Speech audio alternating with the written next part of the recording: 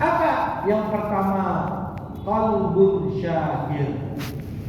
Kita minta sama Allah hati yang pandai bersyukur. Gak ada kebaikan di dunia bagi orang yang tak tahu bersyukur. Ketika minta, ya Allah berikan aku kebaikan di dunia. Kebaikan dunia yang paling utama ketika Allah berikan kesyukuran dalam hati. Karena orang yang pandai bersyukur, sekecil apapun nikmat Allah terhadap dirinya, dia sadar, ya Allah, wa kana fadlullahi 'alaika 'azima. Keutamaan Allah untuk begitu banyak. Tapi orang yang hatinya tak bersyukur, sudah berpuasa sekian tahun, uangnya pun bertambah banyak, tapi belum sempat berbini, belum sempat dapat itu. Lalu orang hatinya yang tak pandai bersyukur fokus kepada apa yang belum diperoleh, tapi lupa apa yang sudah dinikmati. Kebaikan di dunia, qalbun syakir. Yang kedua, kata Abdullah bin Abbas, wa lisanun zakir. Kebaikan di dunia itu apa bentuknya? Allah berikan untuk kita lisan yang rajin berzikir. Itu nikmat. Kebaikan di dunia karena lisan ini disibukkan berzikir, lisannya nggak sempat mengusir. Kenapa banyak orang lisannya berbohong, lisannya fitnah, lisannya adu domba? Karena nggak disibukkan dengan berzikir. Kalau lisan ini disibukkan dengan yang baik, tak sempat dia disibukkan dengan yang buruk. Jadi meminta kebaikan di dunia, pertama jadikan hatiku pandai bersyukur, yang kedua jadikan lisanku banyak berzikir. Yang ketiga, wa zaujun saleh. Kebaikan di dunia itu di mana? Ketika Allah anugerahkan kepada kita pasangan yang soleh dan soleha. Seorang laki-laki dapat istri yang soleha, seorang wanita dapat suami yang soleh. Itu kebaikan dunia. Ya, coba bayangkan kalau harta ada tapi dapat pasangan yang salah. Nah, ini gak terasa nikmat hidup. Ya, gak terasa nikmat hidup. Karena setengah dari kebahagiaan itu ada di rumah. Makanya Rasulullah mengatakan baiti jannati. Dan rumah bukan karena fisiknya. Rumah itu bukan karena dindingnya, atapnya, kosennya, lantainya, tidak. Rumah itu siapa yang menemani di dalamnya? Litaskunu ilaiha. Allah jadikan bagimu pasangan supaya kau tenang hatimu dengan. Itu. Makanya kebaikan di dunia dapat pasangan yang soleh dan soleh. Yang keempat, wa auladun abirra. Kata Abdullah bin Abbas, anak-anak yang pandai berbakti. Itulah kebaikan di dunia. Ya, makanya dalam Al-Quran ada anak disebut sebagai perhiasan, tapi ada anak disebut sebagai penyejuk mata dan hati. Apa bedanya? Ya, banyak anak-anak sukses, orang tuanya bangga, di ruang tamu penuh foto anak. Tapi saking suksesnya anak, ya hari raya pun tak pernah telepon orang tuanya, tak peduli sama sekali. Nah, ini namanya perhiasan, tapi bukan penyejuk hati. Tapi anak yang penyejuk hati, kemanapun dia melangkah, dia tahu capaian yang diperoleh. Faktor utamanya adalah ridho orang tua. Makanya Allah pun ridho kepada. Ini kebaikan. Nomor 4, auladun abirra. Yang kelima, wa malun halal. Ya, apa kebaikan di dunia berikutnya? Malun halal, harta yang halal. Duit banyak gak halal, itu sama aja memperberat hisab. Memperberat hisab. Ya, karena harta yang haram ini susah. Mau disedekahkan pun tak bisa juga. Ya. Kalau ada orang uang hasil korupsi, uang hasil malah, uang hasil sombong, mau dia sedekahkan, nggak akan dihitung sedekah.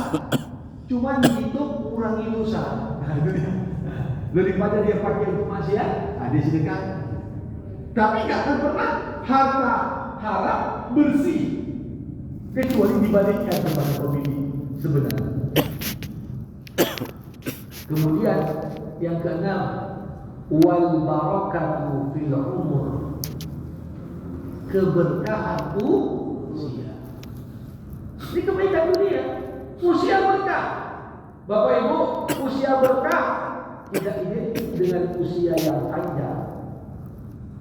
Sebagaimana usia yang pendek bukan berarti usianya tak berkah. Mana usia yang berkah? Dalam waktu kehidupan yang terbatas, kita mampu memberikan kebermanfaatan yang tak terbatas. Itu berkah. Berapa banyak ulama meninggal muda? Imam An-Nawawi, pengarang buku Riyadhus Shalihin, Arba'un Nawawiyah, Kitab Al-Azkar, dan banyak kitab lain, meninggal usia 44 tahun, belum sempat nikah, tapi seakan-akan beliau masih hidup. Kenapa? Kitabnya dibaca orang. Orang masih sebut Nawawi, seakan-akan dia masih hidup. Imam Asy-Syafi'i meninggal usia 55 tahun. Mudah, 55 tahun, belum sampai 60 lagi. Tapi walaupun sudah berabad-abad dia meninggalkan kita, di majelis ilmu namanya disebutkan, berkata Imam Syafi'i, berkata Imam sahabat Nabi sudah datang. Ini namanya berkah usia. Di sisi lain, berapa banyak orang panjang usia? Itu termasuk lama juga mati. Ariel Sharon lama mati, usia di atas 20. Tapi komanya saja 10 tahun koma. 10 tahun koma. Azab di dunia sebelum akhirat. Jadi orang kadang-kadang cuma minta, ya Allah panjangkan umurku, panjang umur, tapi sakit gatal-gatal terus, payah juga.